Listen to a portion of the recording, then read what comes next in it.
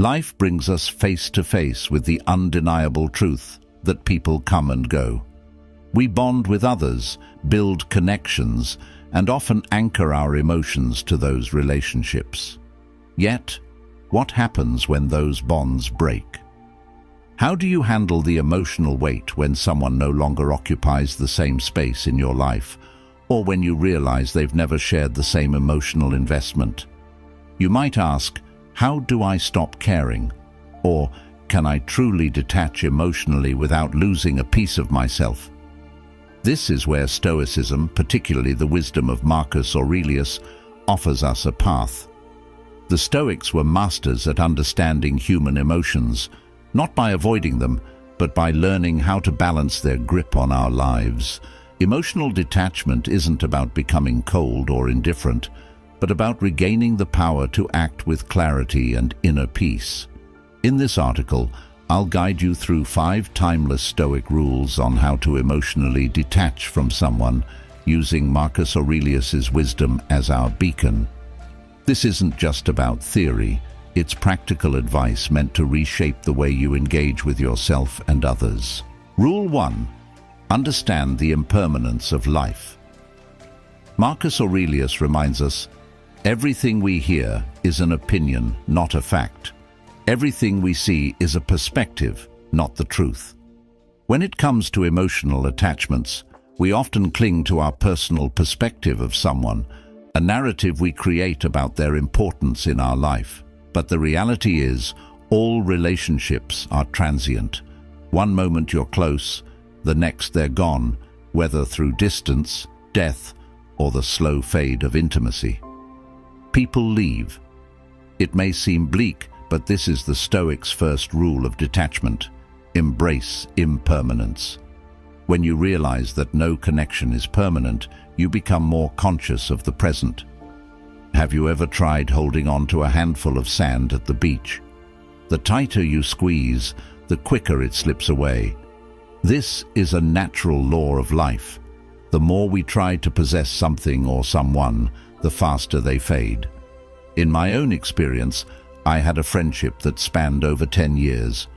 We shared everything, dreams, fears, late-night conversations, yet over time, things changed. As much as I resisted, the distance between us grew. The emotional investment I had made felt like a chain holding me to someone who no longer reciprocated the same connection. It wasn't until I accepted that the friendship had run its course that I could finally release that emotional weight. Marcus Aurelius would have advised the same. Accept that things will end, and you will suffer less when they do. Rule 2. Master your emotions through rational thought. There's a tendency to believe that emotions control us. You feel pain, sadness, and anger. Those reactions come naturally when you're emotionally attached to someone. But here's the hard truth. Emotions are not reality. They are a product of your thoughts, beliefs, and interpretations of events. Marcus Aurelius and the Stoics deeply believed in this principle. We are not at the mercy of our emotions. Our emotions are at the mercy of our thoughts. Marcus Aurelius taught us that the mind holds the power over how we respond to the world. You have power over your mind, not outside events. Realize this, and you will find strength, he wrote. Emotional detachment starts with realizing that your mind can govern your emotional state. Your thoughts about someone can ignite a storm of feelings, or they can pacify that same storm. Let's say you're going through a breakup. You're emotionally shattered, replaying conversations in your mind, over-analyzing every detail, asking, why did this happen? Or, how could they move on so easily? The Stoic response is to shift that focus. Instead of giving your emotions control, ask, what are the facts here? How can I think about this differently? You must choose thoughts that free you from emotional suffering, not thoughts that fuel it. Think about it for a moment. When something happens, when you argue with a loved one, feel ignored or are disappointed, what's the first thing you do? You interpret the situation and give it meaning. But it's not the event itself that causes emotional turmoil, it's the way you perceive it. Marcus Aurelius wrote, "The soul becomes dyed with the color of its thoughts," meaning your emotions are a direct result of your internal dialogue. Imagine you send a heartfelt text message to someone you care about, perhaps a friend, romantic partner, or family member. Hours go by, and there's no response. Immediately, your mind starts working overtime. Did I say something wrong? Are they mad at me? Do they not care about me? With every passing minute, the emotions build. First a slight concern, then frustration, maybe even anxiety or anger. But what's the truth of the situation? Is it the delay in their response that's causing your emotional storm, or is it your interpretation of their silence? The Stoic response is to challenge that automatic emotional reaction with rational thought. What are the facts? The fact is that they haven't responded. Everything beyond that is pure speculation. Instead of allowing your emotions to spiral out of control, you pause. You recognize that your feelings of anxiety or rejection are not rooted in reality, but in your own thoughts. Marcus Aurelius's advice: question your thoughts. Don't just accept them as truth.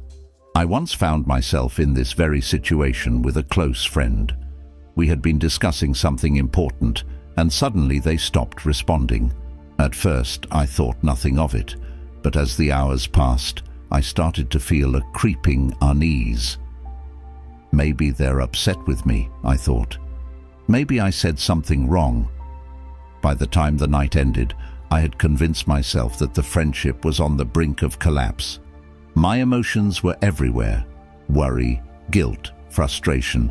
But when I stopped to examine what was actually happening, I realized something crucial. Nothing had happened. My friend had simply gotten busy. When I reached out calmly the next day, they responded without issue, completely unaware of the emotional storm I had put myself through. In a rare moment of clarity, I remembered Marcus Aurelius's words: "Focus on what's within your control, your thoughts, your actions, not the outcome or the person's feelings. By redirecting your mind, you will learn to release the emotional turmoil." If you're still watching, please like and comment below with a sign that you've noticed in your own relationships. Your insights might help others recognize similar patterns and foster healthier connections. Rule 3. Practice negative visualization. At first glance, negative visualization might seem like a strange or even counterproductive practice. Why would anyone want to deliberately imagine losing something or someone they care about? Doesn't that just add unnecessary stress? The truth is, this Stoic exercise, championed by Marcus Aurelius, is one of the most powerful tools to help you emotionally detach, not by hardening your heart, but by preparing your mind for life's inevitable losses. The idea is simple but profound. By imagining the worst-case scenario in advance, you lessen its emotional impact when or if it actually happens. This doesn't mean you become fatalistic or pessimistic. It means you're training yourself to accept reality as it is, rather than how you wish it would be. Marcus Aurelius wrote, "Do not disturb yourself by imagining the whole of your life's troubles at once. Rather, as each arises, meet it with calmness and self-control." In essence, negative visualization builds resilience. Imagine a person you're deeply attached to, a partner, a friend, a family member. Now, visualize your life without them. Picture them no longer in your day-to-day life. How does that feel? Uncomfortable? Painful? That's exactly the point. The Stoics believed that by facing the emotional discomfort of loss in your mind, you reduce its power to devastate you in reality. I remember practicing this during a time when my best friend was considering moving overseas. We had been inseparable for years, and the thought of them being on the other side of the world filled me with dread. But rather than suppress that fear, I embraced it. Every day I'd imagine what life would be like without their presence. I pictured myself going about my routines, hanging out with other friends, and finding joy in new things. By the time they actually moved, I wasn't blindsided by grief or loneliness.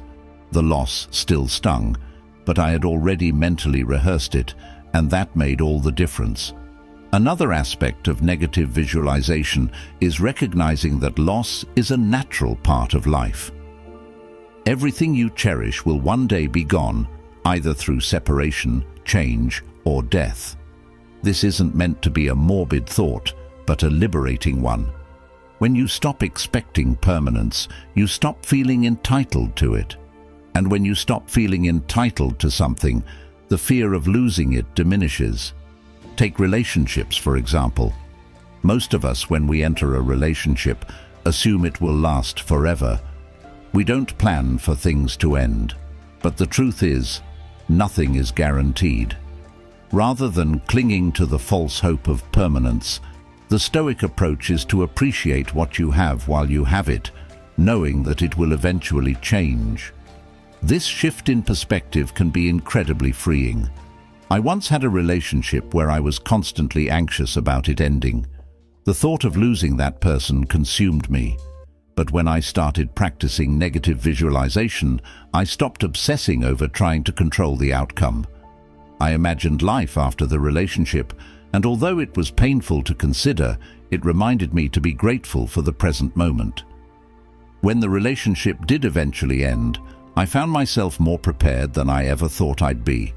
The real gift of negative visualization is that it strengthens your inner resilience.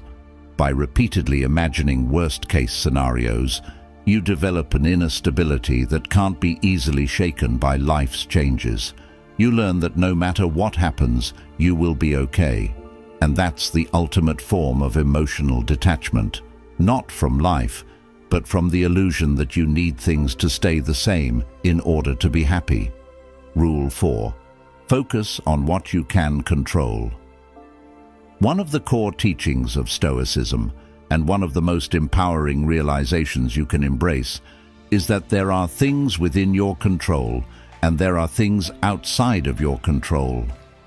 When it comes to emotionally detaching from someone, this distinction becomes absolutely crucial. Why?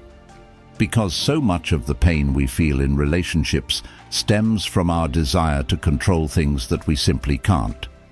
Marcus Aurelius, in his Meditations, repeatedly emphasizes the need to focus only on what is within our control, our thoughts, actions, and responses.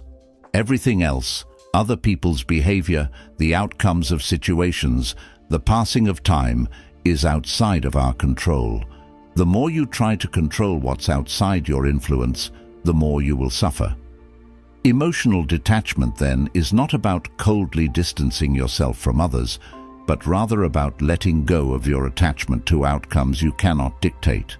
When you're deeply attached to someone, whether it's a romantic partner, friend, or family member, it's natural to want to influence how they feel about you.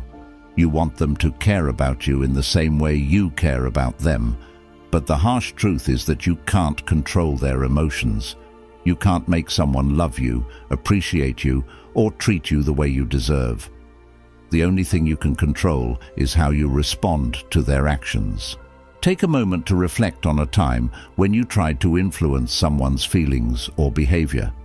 Maybe you bent over backward to win someone's affection, or you exhausted yourself trying to prove your worth to a friend who never seemed to truly value you. How did that feel? Likely, it left you feeling frustrated, anxious, and powerless because you were chasing something beyond your control. In my own experience, I was once in a relationship where I felt like I was constantly trying to keep things together. No matter how much effort I put into planning dates, sending thoughtful messages, or being emotionally available, it felt like I was always one step behind. They would pull away, and I would try harder. It was a cycle of endless anxiety because I was trying to control how they felt about me. When I finally started embracing the Stoic principle of focusing only on what I could control, my own actions and self-worth, I began to let go of the anxiety. I realized I couldn't make them love me more or treat me better. All I could control was my response, and in that moment, I chose to detach. The relief that came from letting go of that emotional burden was immense. One of the most liberating things you can do for yourself is to embrace emotional autonomy. The idea that your happiness, peace, and emotional stability are not dependent on someone else's behavior or feelings. When you place your emotional well-being in someone else's hands, you give away your power. You become a prisoner to their actions, moods, and decisions. Imagine you're in a friendship where you constantly feel sidelined. Your friend doesn't make time for you like they used to, and you feel neglected. Naturally, this hurts, and you might find yourself ruminating on what you did wrong or why they've pulled away. But here's the key: their behavior is outside your control. The only thing within your power is how you choose to respond. Do you want to spend your energy chasing after someone who doesn't value you, or focus on nurturing the relationships and activities that bring you joy and fulfillment? When you shift your attention to what you can control, your own emotional state, you begin to reclaim your power. You no longer wait for someone else's validation or attention to feel whole. Instead, you create your own emotional equilibrium, independent of external circumstances. In my own life, I've had friendships where I realized I was giving too much power to how the other person treated me. If they were distant or dismissive, I'd feel unworthy. If they were warm and attentive, I'd feel valued. It was an exhausting emotional roller coaster. But when I started applying Stoic principles, I made a conscious decision to stop tying my self-worth to how others acted. I began to focus on cultivating my own emotional well-being, independent of their behavior. This didn't mean I cared less. It meant I stopped letting their actions dictate my inner peace. The ultimate goal of emotional detachment isn't indifference, it's acceptance. Acceptance that life is unpredictable, that people are unpredictable, and that no matter how much we wish we could control everything, we can't. What we can do is accept things as they are, rather than as we wish they would be. Imagine you're dealing with a breakup. You feel lost, hurt, and overwhelmed by the situation. Your mind races with questions. What if I had done something differently? Why did this happen? Can I fix this? These are natural questions, but they're rooted in a desire to control something that has already happened, a desire to reverse the outcome. Instead of tormenting yourself with what-ifs, the Stoic response is to accept the reality of the situation. Marcus Aurelius writes, "The impediment to action advances action. What stands in the way becomes the way." In other words, the obstacles we face are not hindrances. They are opportunities to grow. When you accept what's outside your control, you stop wasting energy trying to change the past or influence others and start focusing on how you can move forward. In one of the toughest times of my life, I experienced the sudden and painful loss of a relationship I thought was solid. At first, I was consumed by the desire to understand why it happened and what I could have done differently. But slowly, I realized the only way to find peace was to accept the situation as it was, not as I wanted it to be. I couldn't change the past, and I couldn't control how the other person felt. What I could control was how I reacted to that loss. Instead of clinging to what was gone, I embraced the present reality and found strength in acceptance. Rule 5. Reflect on the bigger picture. When you're deeply entangled in the emotions of a relationship or difficult situation, it's easy to lose perspective. Stoic philosophy, especially through the teachings of Marcus Aurelius, encourages us to take a step back and reflect on the grander scheme of things. Aurelius often emphasized that our troubles, fears, and desires are mere fleeting moments in the vastness of time. By adopting this broader viewpoint, emotional detachment becomes easier. Ask yourself important questions like, will this pain matter in 5 years? Or, does this person truly define my entire existence?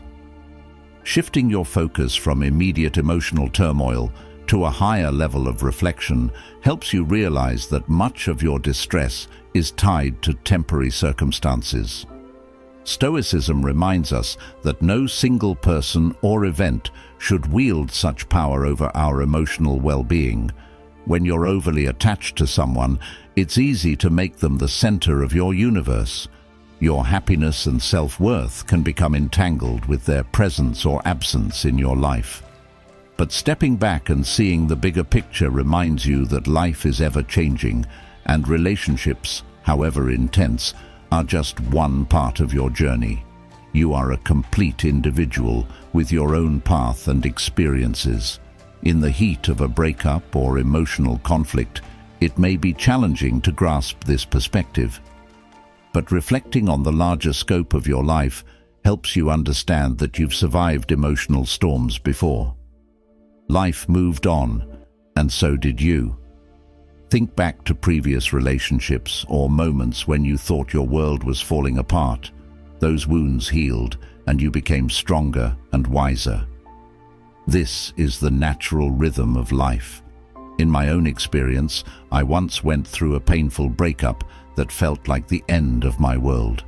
For weeks, I fixated on the past, feeling like the future had lost its brightness. But with time, I allowed myself to reflect on the bigger picture and realized that this person, while important, was not the defining moment of my life. They were part of my journey, but not my entire story. By zooming out, I saw the relationship as just one chapter in a much larger narrative, and I began to emotionally detach. The Stoics, particularly Marcus Aurelius, emphasized the impermanence of all things: relationships, emotions, and situations. Everything in life is transient, and what truly matters is how we respond to these inevitable changes.